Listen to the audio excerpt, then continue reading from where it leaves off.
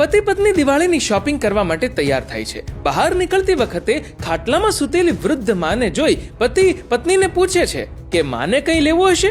પત્ની કહે, હવે એને આ ઉંમરે શું લેવાનું હોય? 2 ટાઈમ જમવાનું અને સુવા ખાટલો મળી રહે છે એટલું ઘણું છે.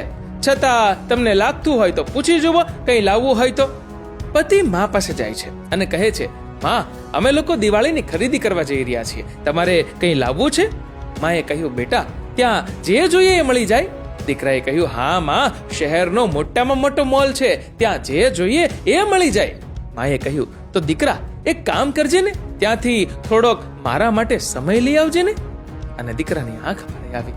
મિત્રો, મા બાપને એક સમયે તમારા પૈસા કે સંપત્તિ કે કોઈ વસ્તુની નહીં, પરંતુ તમારા સમયની જરૂર હોય છે. વ્યસ્ત જીવનમાંથી થોડો સમય કાઢી મા બાપ સાથે બેસજો. તમારો આ વિડીયો વિશે શું કહેવું છે કમેન્ટ કરજો, અને વિડીયો ગમ્યો હોય લાઈક કરજો, શેર પણ.